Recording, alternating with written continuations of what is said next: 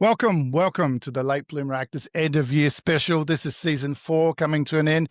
And this year, I've been talking about the business side of acting, but I wanted to end the year on a topic that came up a lot in the discussions this year and through the past seasons, and that is about community, whether it's online or in person, creative communities. It's not necessarily acting. I know I'm an actor and it's the late bloomer actor.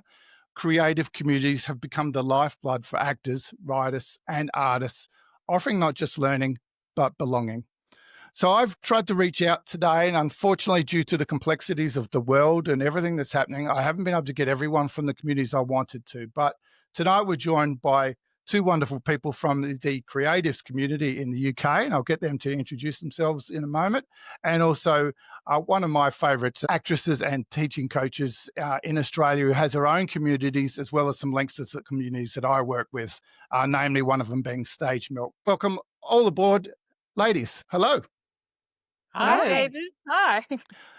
Let's go to England first and have a quick chat with the ladies from Creatives. Melanie, give us a quick intro into who you are and how you're involved in the creative communities.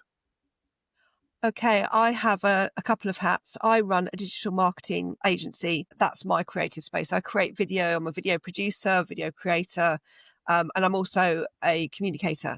So I help brands and businesses effectively through advertising and marketing so that they get their message across to the right people in the right way, powerfully, using visuals. Visuals are my thing. When lockdown happened and COVID happened, it was just appalling. I'm a people person, and being locked away and not being able to step foot outside my door nearly killed me. I'm not going to lie. It's a miracle I didn't become a raving alcoholic. It was just awful. I couldn't bear it. I was literally monitoring the film industry websites like every day. And as soon as the restrictions started to lift, I got a band of people together and said, right, who wants to make a film? Who wants to make a film? If we make a film, we can get together and we don't have to wear masks and we can see each other. It's going to be fantastic. So I got together a band of brothers, and Julie and I put together this film Scooch, which was a comedy. I was looking at all the film festival stuff, and all of the things that were being produced were real heavy social conscience pieces about, the pandemic, and it was just doom and gloom. And I thought, I've had enough of that. I've been locked in for 3 years.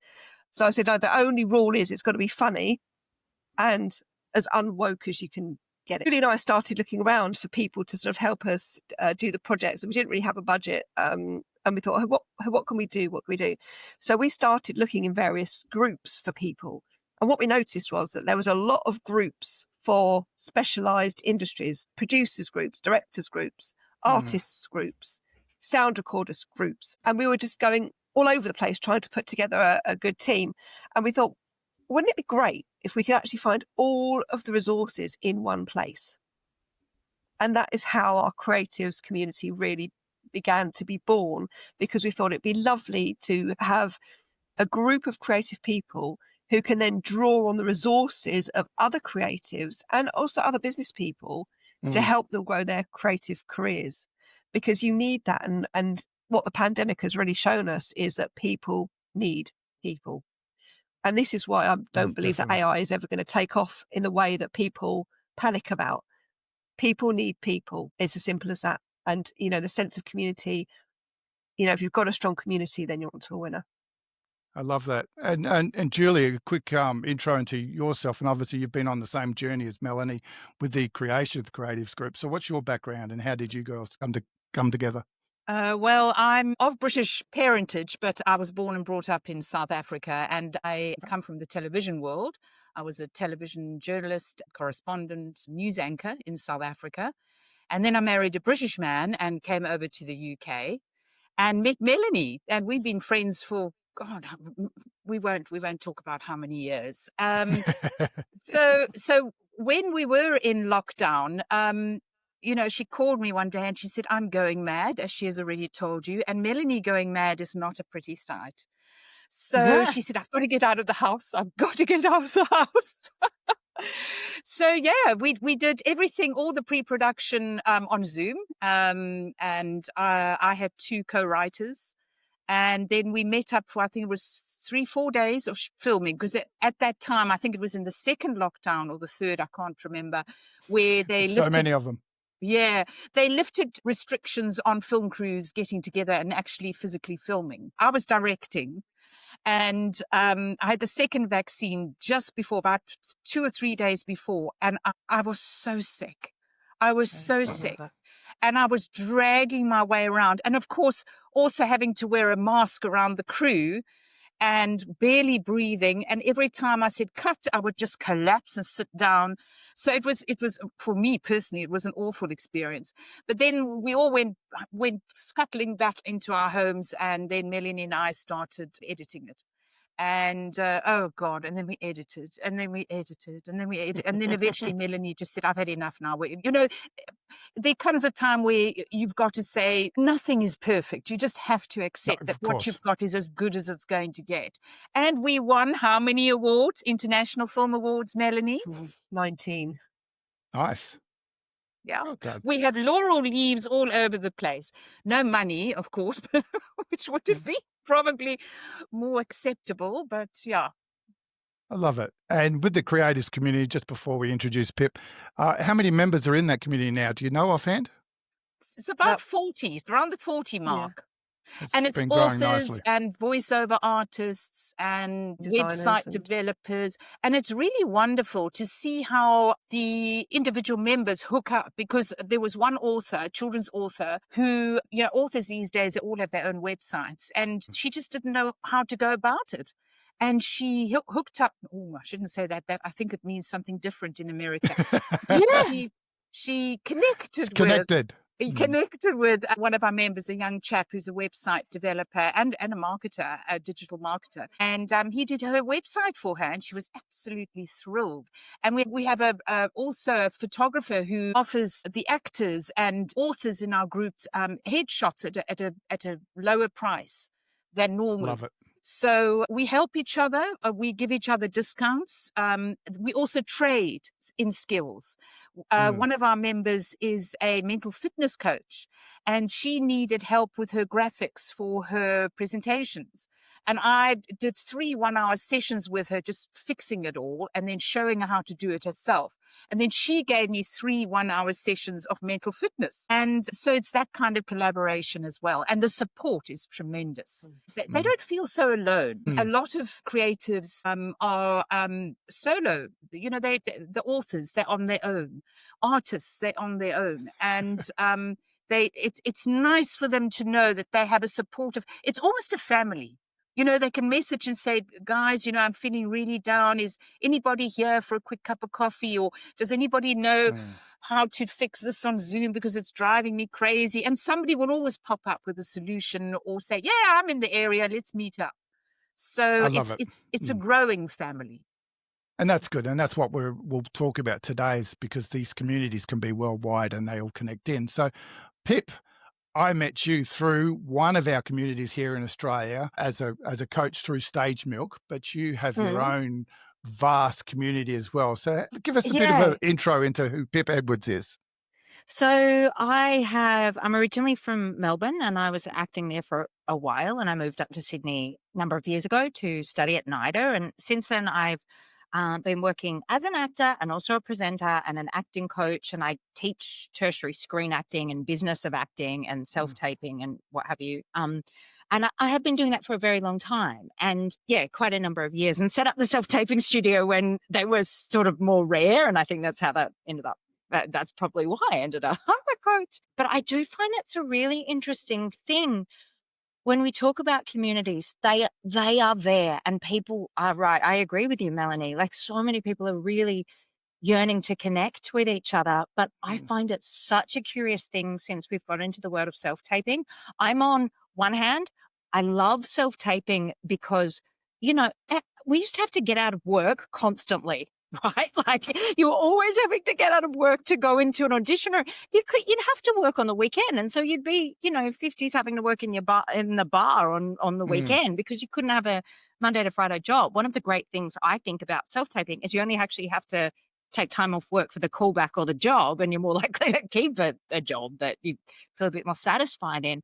But I do think one of the hardest things about self-taping is so I teach it most of the drama schools around here. And it's such a community, almost so like sometimes they're graduating third year and they're almost like, oh my God, I can't wait to get out of here. I love drama school, but they become like your siblings. There's always someone to rehearse your lines with or bounce something off, or it's just part of it. It's like, if anything, you're just looking a little bit for your own space. And then biggest shocks is that it is a somewhat isolating career. You go on a job and, we say a film set's like somewhere between a church and a circus or something. I've heard that somewhere. It's like, it's this sort of place where you're so intensely with each other. And I think whenever you finish a film job, I mean, I do, I don't want to say you, but every time I finish a job, I feel like I've just been dumped in the most horrible way. It's like he gets so, mind, body, soul, and I'm like, oh my God, my heart's been ripped out. But then that life that so many actors have of once they leave drama school and they sort of finish, they stop still living with each other. And particularly as sort of people go up and, me and my year sort of being 40s and whatever now, a lot of mine are having babies and I'm not, it's that sort of age and stage. And so it's this kind of oddly, you get the self-tape alert through casting networks or Showcast or whatever it is, or Alto, I should say. You do it on your own. You're hustling to get a reader. Sometimes you're struggling to get anyone, so you get like a non-reader.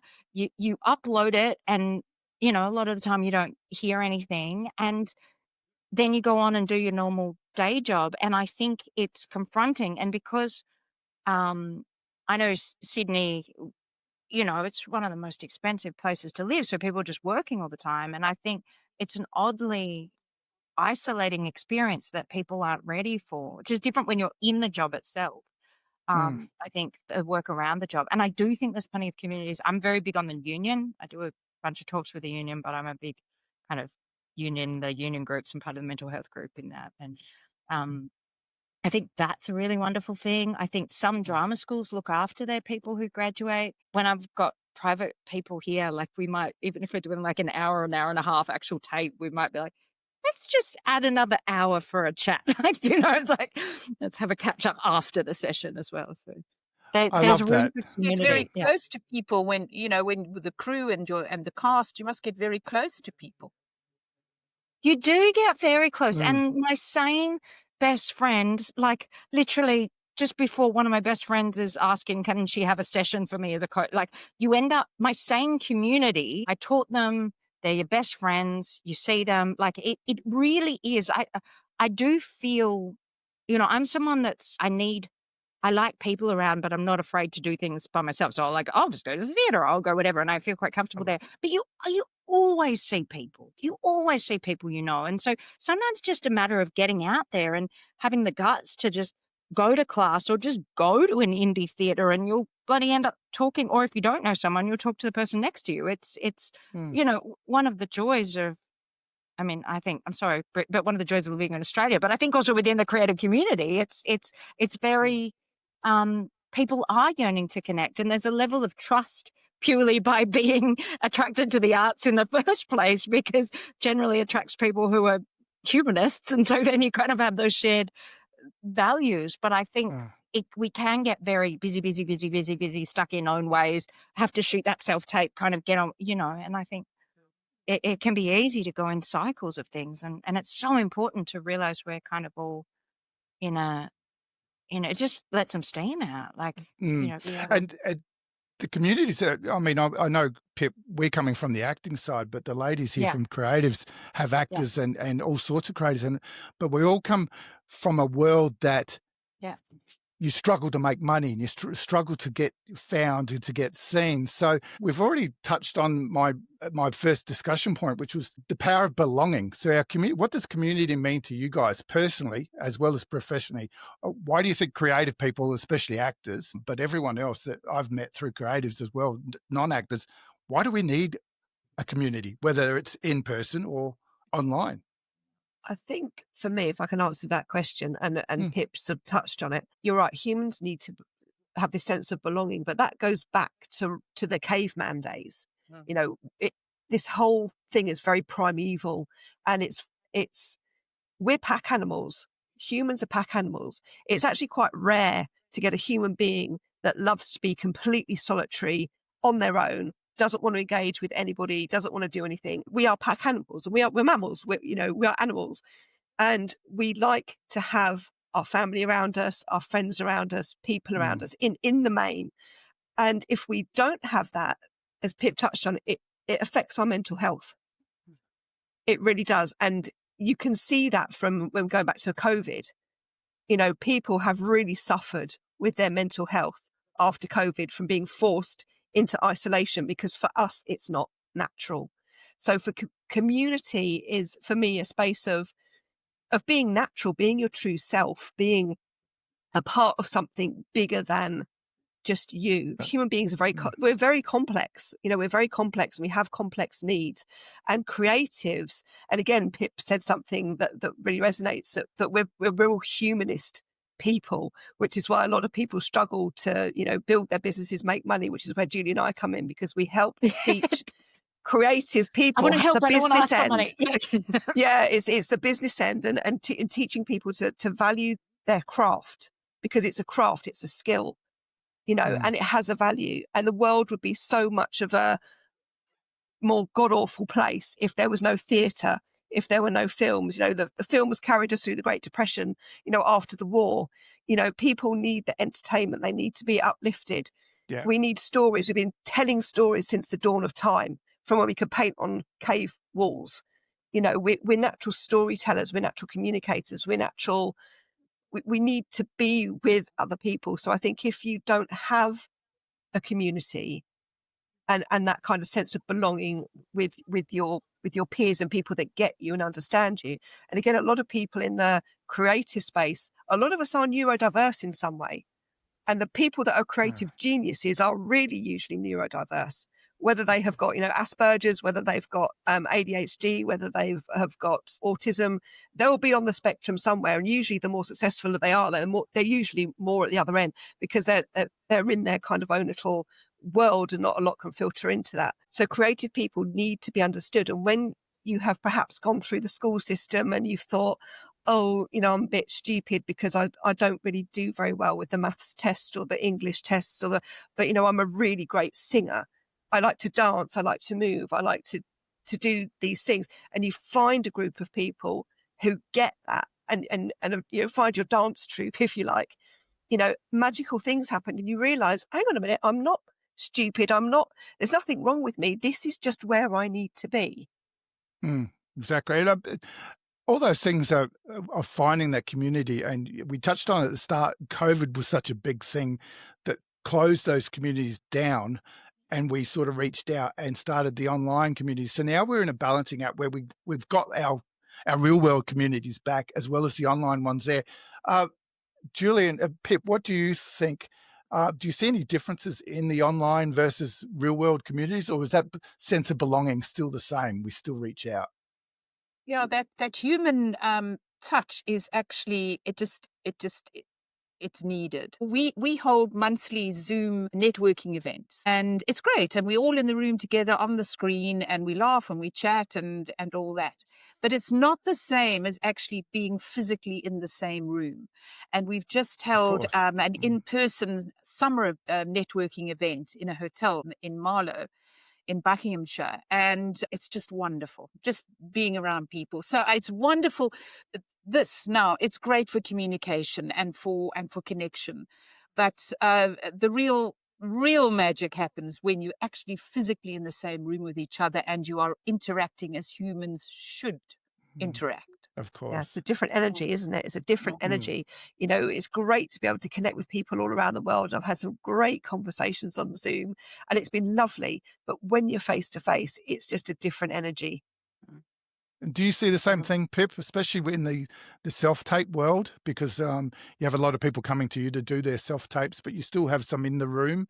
Would you choose one over the other, or do you see benefits in both sides? In the room for auditions? Because that's what we're doing today. We're doing in the room auditions. So I think if it comes, that's a slightly different thing from community, but with actors doing auditions, I think, side note of, I was on a job recently, they were saying there's an epidemic of self-tape actors that can't actually improv now. So it's making sure that we can be in the room, so we get that first timeness. We get too good at taking, 10 takes to get a scene, but it's a slightly different thing. And no, actually, do you know it's not? Because I was talking to someone today. I was talking to Stephen Hunter today, and he said he had an in the room callback, and I had one last week or whatever. And how much you missed.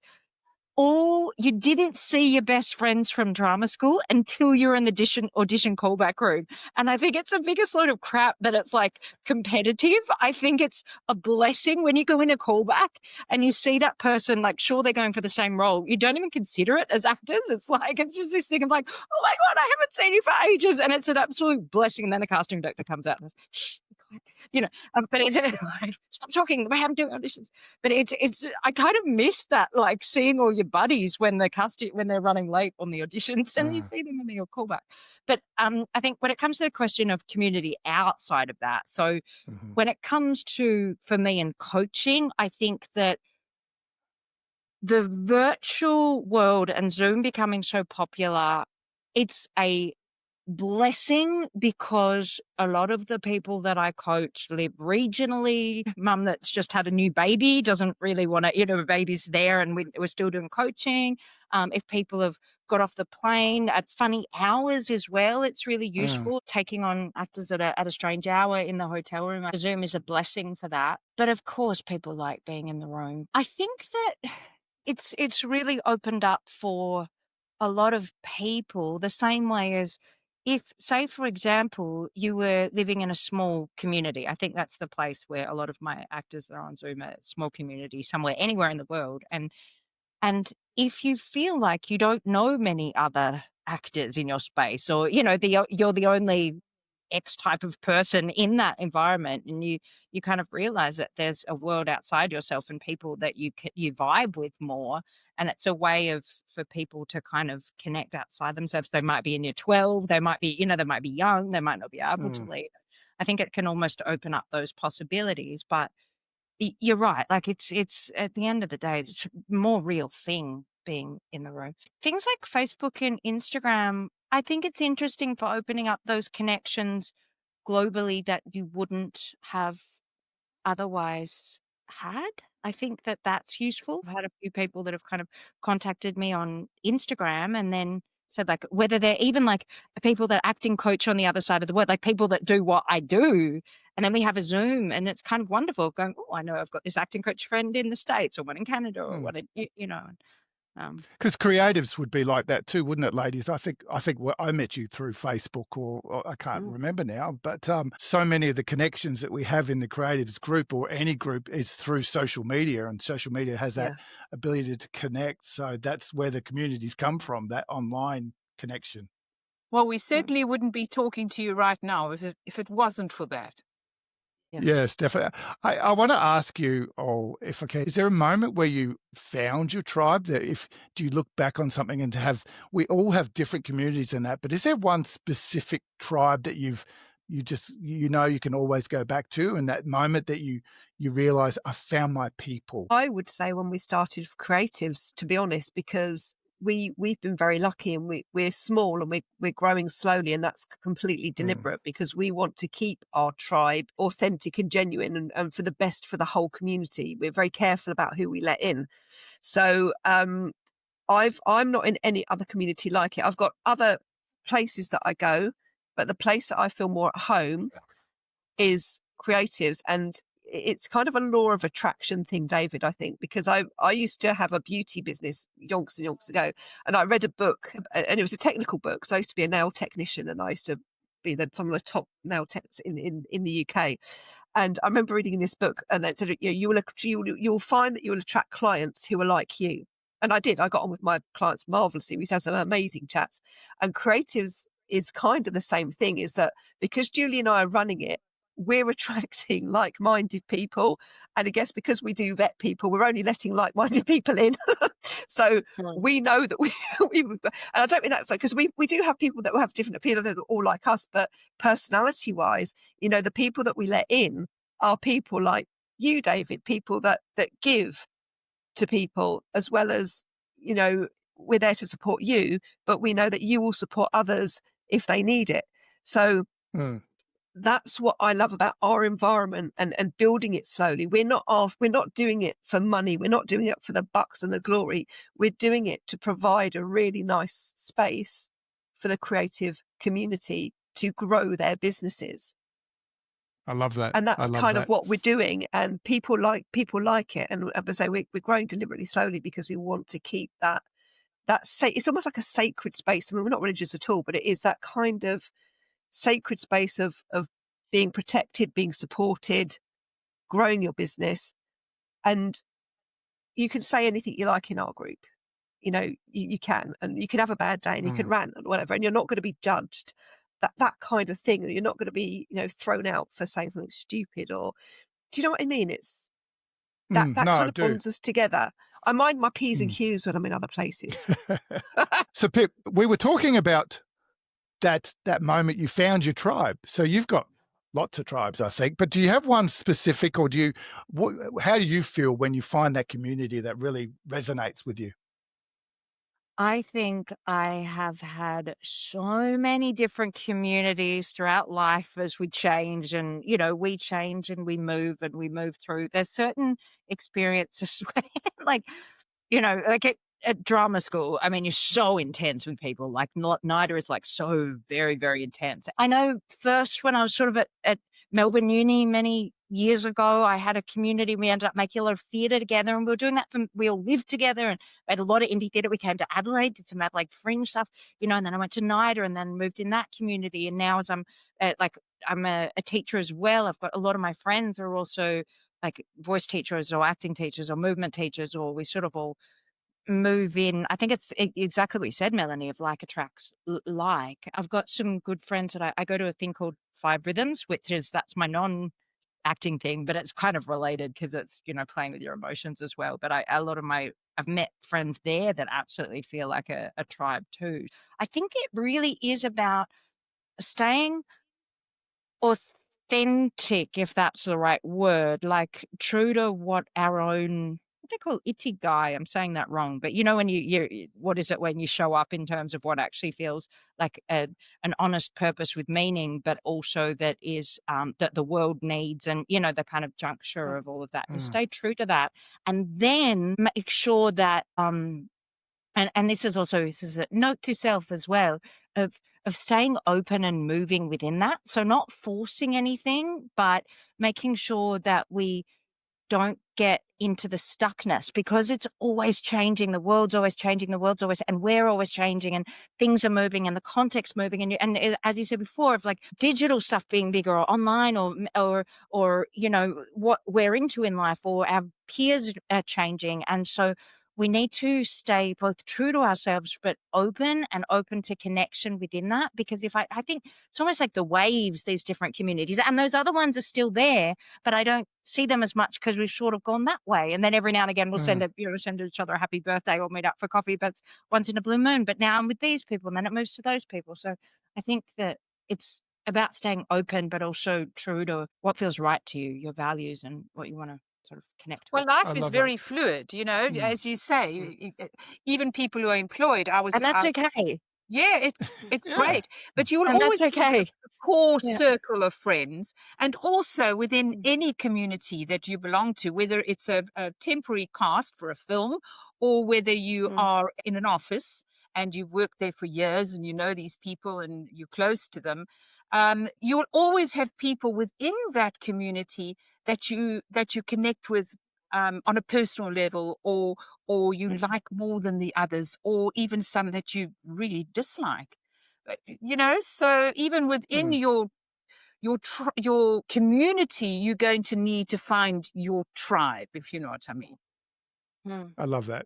And, Melanie, you discussed this on the opening of it about the wellness of community and the mental resilience, about how much that can help you, especially when we all went through COVID. So what do you think about how does the communities keep us focused and keep us sane? Because creatives, doesn't matter whether you're actors or authors or any creative community, it's one of those things where I talk about the ups and the downs of your journey. And sometimes those downs can be terrible. So how do you feel our communities keep us going and keep us lifted when those moments suck?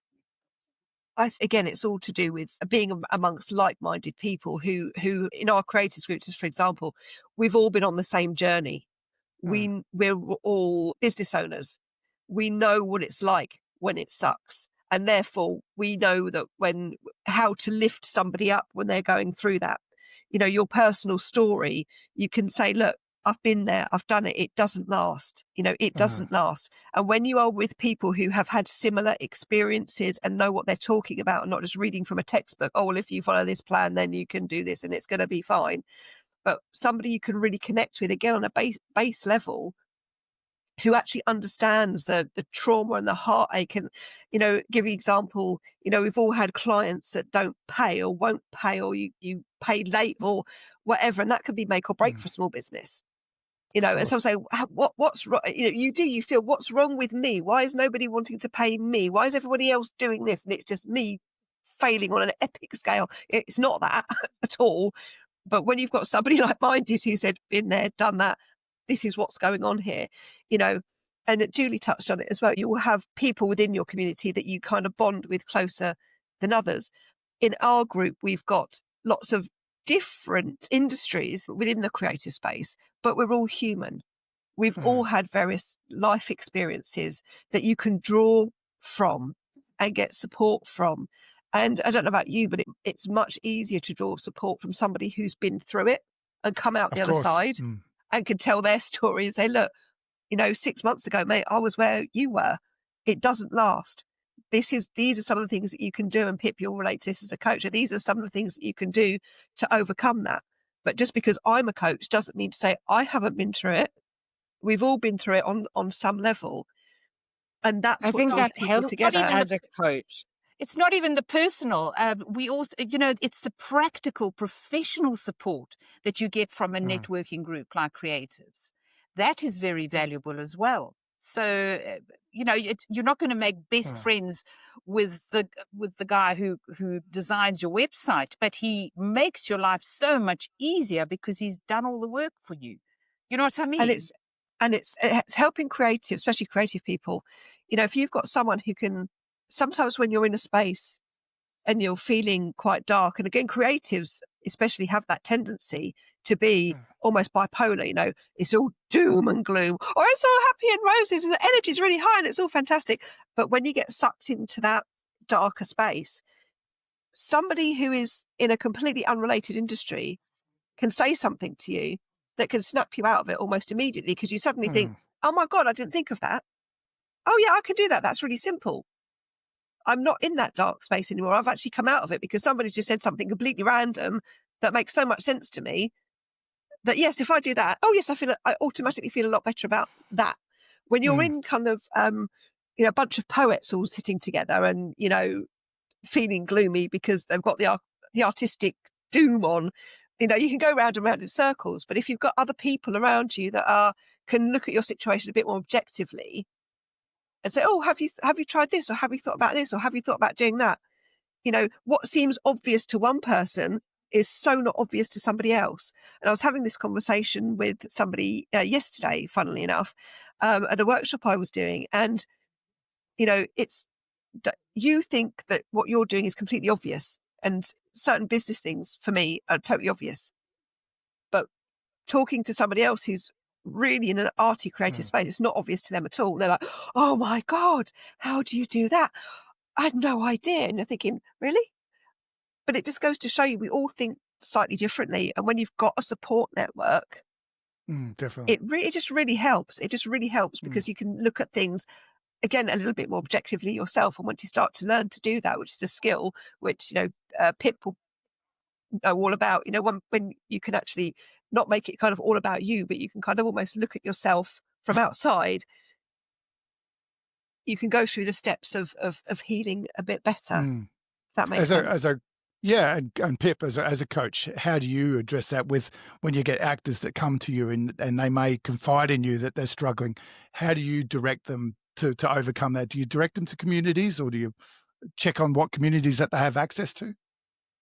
I think as a coach and as a private coach, I'm in an incredibly want to say, is it privileged? I'm not sure. Position Mm. to, mentoring so many people, and I don't know how many. It's hundreds of thousands. Oh, do you know? Like it's been a Wow. lot, and how much you see the things that come up are the same.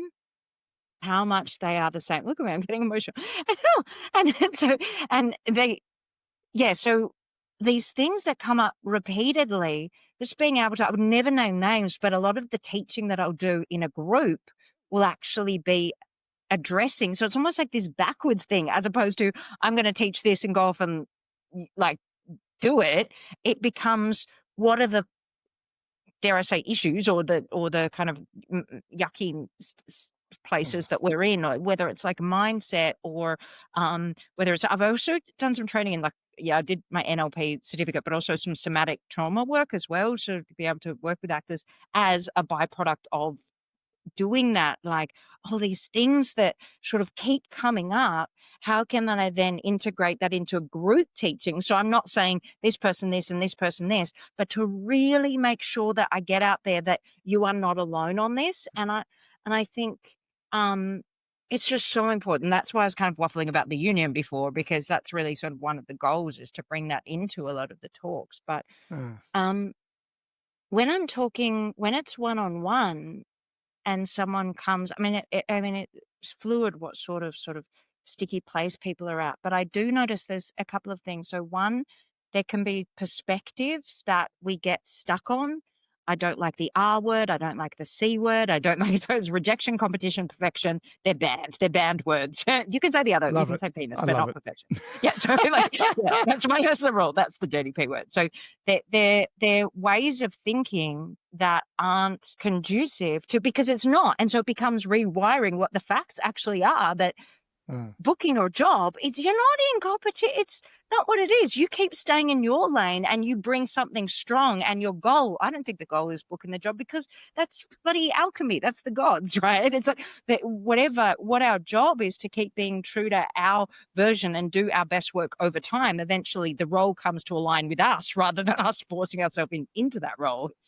It's about staying true to that, and knowing, I think, a couple of things come into always when we're auditioning, of going, why do I have a responsibility to share this story? Why is this story important in the world? So it doesn't become about us anymore. It becomes about, what am I contributing? Even in shooting this self-tape, why is it important to share this story? And then also, how can I show up and offer something that I'm proud of, that means something to me in this? And then sort of work out how to let it go. And I think these things that we just keep coming back to, and sometimes people do come, they're getting stuck on the chatter, and it's sharing these stories that come up repeatedly. Or when people have, I was saying before, I think finishing a job can feel like you've just been dumped, right? Yeah. Like it feels like you've been dumped. And so when people experience that for the first time, and it might be a teenager whose mother's gone, oh my God, my daughter, she hasn't stopped crying about this thing. And then actually, okay, we'll just have a session and actually talk to her daughter. It's like, yeah, and sort of empathizing and sharing that, I love that. knowing But that we're not alone. Yeah. yeah, Mm. and you encompass. We came all the way back to the start of our discussion. Melanie brought up, and Julie said as well, it's all about the storytelling. We did go quite deep there, and I apologize if you got a little bit of emotions there, but that's wonderful. As we wind up, let's lift it a little bit. And I'll just ask you, as we finalize things, what do you think the future is for creative communities? As we look to the future, how do you see the creative communities evolving? Will they stay online? Will they still be a bit of a mix? And what role will they play in the next generation of actors and artists? Think we will continue to have a hybrid existence where we have our closer communities and tribes, like your family, like your cast on a film, or like you do weightlifting, David. You have your own tribe in that world. But I think because we have the technology now, we will continue to make connection online purely because, we are talking to each other and we know each other, and we're going to start regarding each other as friends, but we're sitting on two totally different continents, which we never had before the technological world or era. So I think we're definitely going to keep both. Beautiful. Melanie, do you add to that? Yeah, I absolutely agree. And I think communities will become stronger, especially with the advent of AI. AI is a big threat to acting, music, authors, data scraping, churning out this electronic crap. And people are beginning to push back against that to a certain degree. You know, people want to have genuine conversations with real people. They want to see real people on a screen. They don't want to see, what's the name of that, the Hollywood AI actress thing that they've made. Tilly, That's bloody, something, Tilly Norwood. yeah, yeah. it's like Tilly twat face. Not She's seeking representation. What is that? Well, it's awful. I mean, But look it at it. really Sorry, it's worked. awful. I know. Sorry, scrub that. Beep. But even if you listen to YouTube videos on YouTube and you get that AI voice, that drone, and eventually there's something in your mind that says, I can't listen to this anymore. Because No. that connection think- is just not there. Yeah, I think I can listen community to the is facts going to of a become news story, stronger. but if they drone on, switch off. Exactly. So whether online or whether in person, I think communities will just grow stronger with the birth of AI because people are turning away. People got very much wanting to be face-to-face after COVID, and there are still very strong now face-to-face communities. But to say the global platform technology is great for connecting people. It's been wonderful to meet Pip. I think she's wonderful. And meeting you, David, has been an absolute joy. So I think there is room for both. But I don't think community will ever die out. In fact, if anything, I think that communities are coming together stronger than they were before. Awesome. You agree with all that, Pip? Yeah, I do think it's curious as to the generation who grew up with like phones. There's some science. I was listening to a podcast the other day of a scientist of how that's sort of wired into their brain now. Like if you grow up with getting an alert or an Instagram or whatever is actually part of your social experience, so they have a similar amount of catharsis, I guess that's a word, as we might with in real life. So it's an interesting thing, sort of integrating that into life. I just think it's I've just been thinking about it, but I mean, of course, like human, like a energy or body or I think I don't just mean that touch, but like touch. No, a lot of people said that it was the young people that suffered the most during the lockdowns. So they might be stuck on their phones the whole time, but at the end of the day, they were the ones that actually suffered the most. Yes, I know, and I think I'm seeing a lot of the generation now coming to school, and I saw that as they started to come back to drama schools, that after AI and sort of navigating that world as well and what that was. I think it's still just interesting.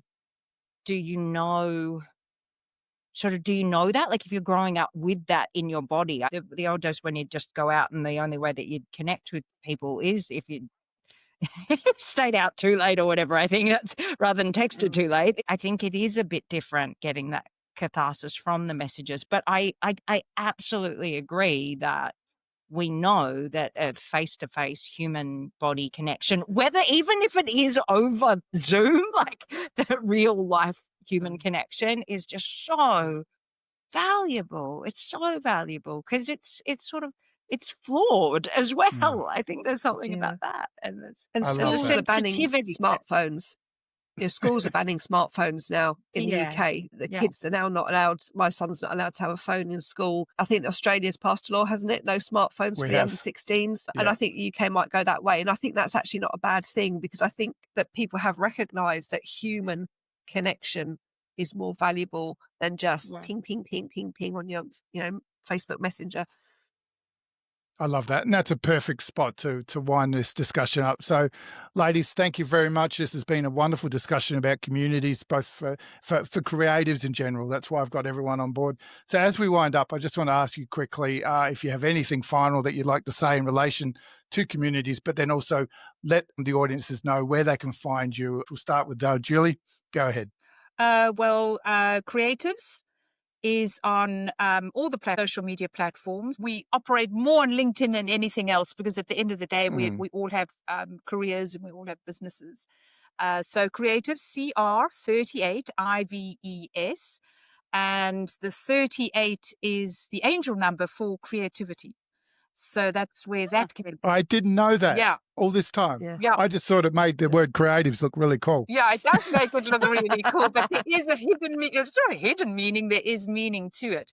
I love So that. we're I love that. everywhere. And by all means, sign on to our monthly meetings. Everybody's welcome to come. And if you enjoy them, then sign on as a member of the group. Everybody's welcome. And whatever you bring to the table, we'd love to meet you. Thank you. Thank you. And I'll put the links for creatives into the show notes, of course. Melanie, any final words from you?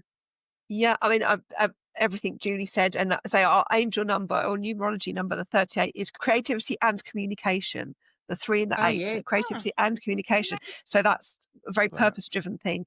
And as I say, everybody's welcome as long as they are nice, decent people. We don't allow egotists in our group, I'm afraid. So if you're an egotistical knob, then you can't come in. Everybody has an ego. But we're all over social media and LinkedIn. LinkedIn is our preferred platform, so you'll find us there. And keep building your own communities. Strengthen your communities, strengthen your relationships with each other, because there is nothing better than human to human interaction, in my view. I love that. That's fantastic. And Pip, you get the final word. Anything final to say, and where can we find you? You can find me at Pip Edwards Creative, oneword.com, or Instagram probably at Pip_Edwards. I guess the other thing as well, something I'll always say when a class finishes, please find whoever lives the closest to you as an actor and make a time to do little self-tape Sundays or self-tape meetups, because so many actors struggle to get a reader. And I think it's good, or it can be on Zoom, it doesn't matter. But there are so many actors that are trying to get a reader, but then you get 2 in 1. You get connection, you get to talk about industry, you get to read for each other and learn, but then you also get a reader that you used to having. So I absolutely recommend that, if anything. Because people dare to reach out because other people are hoping that you do. Exactly. And that's what the creatives community is. Both of you mentioned that at the start, is about those connections and people reaching out and finding people to help them. Actors finding another reader for their acting. They share skills, and then they might be sharing, hey, let's make a movie together. Oh, well, I've done editing before. And you get the same with the creatives in the creatives community. People can reach out. So I love that. Thank you very much, ladies. This has been wonderful. It's been a pleasure to have you all on board.